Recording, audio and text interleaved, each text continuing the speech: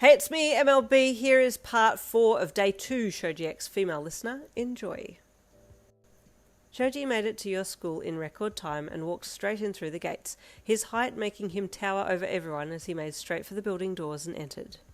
He knew that technically he wasn't allowed to just walk into the school without heading to the office first to get some kind of student pass or exemption for being there, but he just felt like that was going to take far too long, and all he needed to do was find you, pick you up, and take you home. Walking to your locker, he stopped and looked around. There was still a fair number of students around, and they were giving him the side eye and keeping away as best they could, despite the hall being quite narrow and filled with other people to try and avoid. Thankfully, because of his height, he could see well over the top of everyone and noticed a bit of a commotion going on a little further down the same hall. He didn't know what was going on or who was in the thick of it, but when he heard you cry out, his eyes quickly locked on to where your cry had come from, and he started to move the second he saw your back hit the lockers and you disappear under some people. His heart clenched when he realised that you were being physically attacked, and he pushed through the crowds and grabbed onto the shoulder of the girl who was about to stomp on you. "Stop now," he said in a low voice laced with anger. The girl jumped with fright at getting grabbed and swiveled her head back to see who it was, fearing the principal or another teacher. But this was far more terrifying. An over 6-foot tall wall of muscle stood there glaring at her, and she shrieked as he pulled her aside and bent down to you. You had your eyes jammed shut tightly, still not wanting to show your coloured altered sclera lest it make the attack worse, and hadn't noticed Shoji yet from your focus on your own pain. "I want to quirk. If I quirk, I can get up and run. I just need to time it. If I shoot up now, it'll make my eyes and skin and possibly hair worse, but I might have the strength to get out of here. Maybe I can run to the nurse's office and get them to call Shoji or Mum," he thought, arms still wrapped around your middle, and your whole body aching now from being slammed into lockers and kicked and having your hair pulled. Gritting your teeth, you quirked back to back twice and felt immediate relief. "I don't care right now," you thought, as you let go of your middle and went to jump up, but someone grabbed you and lifted you up instead. Thinking this was quirk round 5, you lashed out and punched, quickly recoiling your hand when it met a solid wall of flesh. You knew immediately this wasn't one of your previous assailants, and your eyes flew open and you looked up into Shoji's worried eye as he picked you up in his arms. "Shoji!" you gasped with surprise. "When did you get here? I'm fine, put me down," you said quickly, feeling the embarrassment of him being there. "Did he see what happened?" you thought as you hung your head to avoid looking at him. He didn't say anything, just walked back to your locker with you still in arms and opened it, then got your bag and some books, slung the bag over his shoulder with his own bag, closed your locker, and then started heading for the door. "Do I look bad?" you wondered, reaching for your fringe and seeing that part of it had started to turn white. "Oh," you sighed internally. "I guess my eyes have turned black too." You then looked down at your arms and saw most of it was mottled and disgusting looking, and tears welled in your eyes. You turned your head towards Shoji and buried your face into his chest, allowing the tears to fall silently as he carried you home. Nothing needed to be said as he walked. He could feel that you were crying against him, and he was crying internally with you too. He knew how you felt. He understood what it was like to be singled out for your looks. A few times he looked down at you just to make sure you were really there, and then he carried you to his house and unlocked his front door. At first you thought he had taken you back to your place, and you looked up when you heard the door unlock and then realised it was his house and not yours. "Shoji?" Wrong house. I'm next door." "I know," he said calmly, "but I need to talk to you, and I need you to talk to me." Your heart sank. What was he going to ask or say?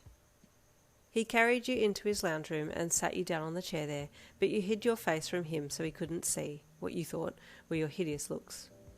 "Look at me, Yin," he said, and you shook your head. "No, why?" you asked. "Look at me," he said again, and you grimaced and turned your face towards him, but you kept your eyes shut. "Why won't you open your eyes?" he asked. "Because they're black and disgusting, and my hair's probably all white now. My skin looks gross," you blurted out. "And I don't want you to see me like this, but I'm in pain, and I've had to use my quirk a lot today, and it has sucked worse than sucking balls, and I hate everyone except you," and you rambled. "Yin," he said softly, stopping you from continuing your rant. "I don't think you look disgusting." "You're such a liar," you said, your eyes flying open to stare at him, black sclera with red swollen tear-puffed rims staring right into his right eye. I'm not lying, he said as he shook his head. Do you find me disgusting when I don't have my mask on? You remembered back to when he was younger and hadn't adopted the mask, and you shook your head. No, I've always liked how you look, you said with a bit of a bashful look on your face, which you covered by looking away. Shoji blushed a little and cleared his throat to continue.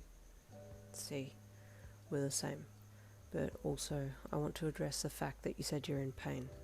Please tell me what's going on. Is it the same pain as this morning, or is it the pain because of those girls hitting you? Both, you mumbled. What pain is it? What did you do? He asked. You grimaced and quirked yourself again as another wave of cramps seized you.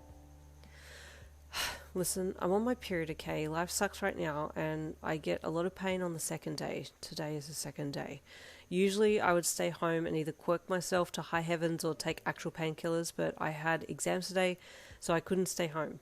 You said, but I'm fine. I'll go and get painkillers from home now, and that way I won't need to use my quirk, okay?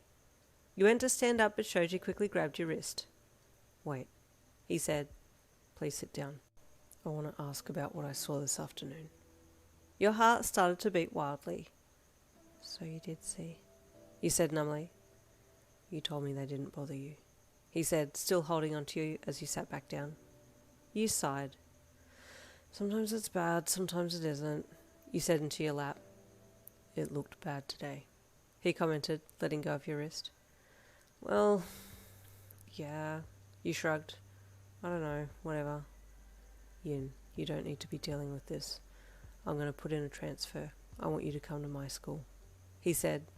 You looked up at him as you quirked again to dull the pain. What? You asked with surprise. I'm serious, he said. I think you would make a great hero.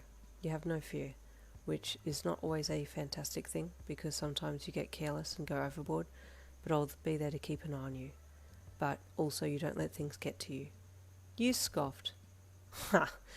I let a lot of things get to me, like me not wanting you to see me like this because I want you to think that I'm pretty, you said softly. Anyway, I gotta go, bye, you added, as you jumped up and ran for his front door, bolting out of it and running next door to your house. Thankfully your mum was home and the door was open, so you charged in, just as she was entering through the back door and saw you.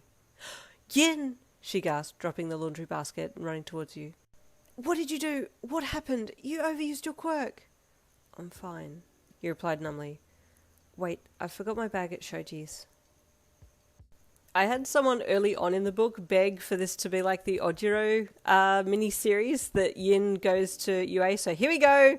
It's paralleling the Ojiro one. I think she was bullied in that one too, wasn't she? There you go. The same boys. They can chat together about how their girls have a similar past. Stay tuned for part 5 coming next week. I'll see you then.